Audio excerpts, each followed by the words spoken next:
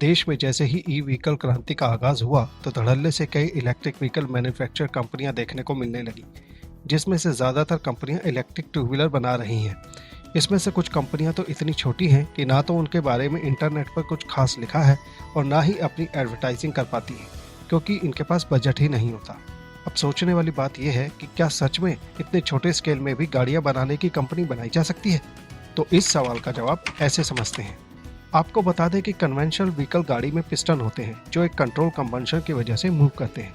गाड़ी को चलाने के लिए एक आईसी इंजन में कई सारी चीजें रोटेट करती हैं, जैसे गियर, क्लच, क्लॉय व्हील या टाइमिंग चेन वगैरह वगैरह। एक कन्वेंशनल कार में लगभग 200 पार्ट्स होते हैं जिसकी मदद से कार चल पाती है, और ये जितने भी पार्ट्स होते हैं ये हर इंजन के साइज के हिसाब से चेंज किए जाते हैं, क्योंकि अगर कुछ भी छोटा बड़ा हुआ तो गाड़ियाँ चल नहीं पाएंगी, और इसी वजह से कार को बनाने में बहुत ही ज़्यादा R&D लगती है।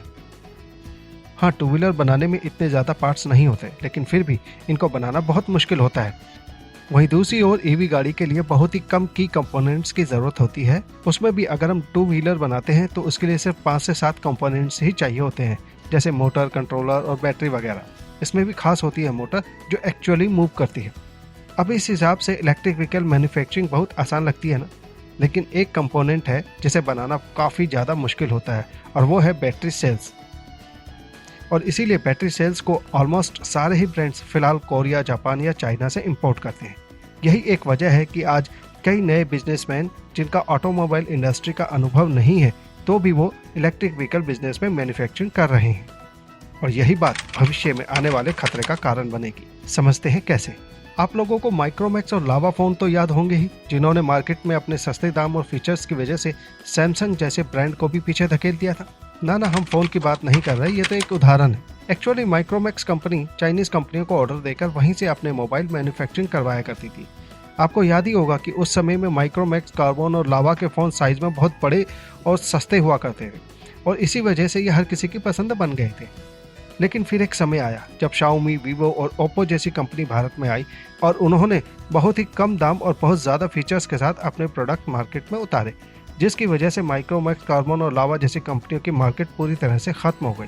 और ऐसा इसलिए हुआ क्योंकि ये सभी कंपनियां चाइना से ही प्रोडक्ट बनवाकर यहाँ अपने ब्रांड के नाम से बेचा करती थी, और जब चाइना की बड़ी कंपनियों ने अपने एडवांस प्रोडक्ट के साथ दस्तक दी तो यहाँ के प्रोडक्ट उनकी टेक्नोलॉजी के सामने कहीं भी नहीं टिकते थे, और ना ही उनकी यहाँ कोई R&D और मैन्युफैक्चरिंग यूनिट थी जिससे वो चाइनीज़ कंपनी से टक्कर ले पाते। अब बात करते हैं इंडियन इलेक्ट्रिक व्हीकल इंडस्ट्रीज़ की। Now Indian electric vehicle industries में भी कुछ ऐसा ही देखने को मिल रहा है। चाइनीज़ ईवी मेकर्स हमारे ब्रांड्स के जरिए इंडिया ईवी मार्केट को समझने की कोशिश कर रहे हैं, और जब उनको लगेगा कि वो तैयार हैं तो वो बहुत ही एडवांस और सस्ते पावरफुल इलेक्ट्रिक व्हीकल इंडिया में लेकर आएंगे, और इंडिया के प्रोडक्ट का बनाया हुआ पूरा बाजार हथिया लेंगे, जैसे मोबाइल फ़ोन कंपनियों के साथ हुआ था। बात तो समझ आती है, लेकिन इससे बचा कैसे जा सकता है? इससे बचने का सिर्फ एक उपाय है, और वो है लगातार अपने बिजनेस की वर्तमान और भविष्य की योजनाओं में बाजार के अनुरूप परिवर्तन करते रहना, और हर समय बिजनेस की छोटी से छोटी जानकारी से भी अपडेट रहना, क्योंकि छोटी सी भी चूक भविष्य के लिए बहुत बड़ी आपदा बन सकती है। आपने देखा ही होगा आज कई बड़े स्टार्टअप्स नुकसान झेल रहे हैं, जिसका मुख्य कारण भविष्य में आने वाली आपदा को ना पहचान पाना और उससे निपटने के लिए एक दो नहीं बल्कि कई सारी प्लानिंग्स का ना होना। ये सब करेंगे तो बिजनेस कब करेंगे? ये भी सच है कि हर बिजनेसमैन अपने लिए R&D डिपार्टमेंट बनाकर स्ट्रॉन्ग टीम नहीं बना सकता। इसीलिए ज़्यादातर सफल बिजनेसमैन किसी भरोसेमंद और हुनरमंद एजेंसी को ये काम दे देता है, जिससे वो बेफिक्र होकर अपने बिजनेस की तरफ ध्यान देता है।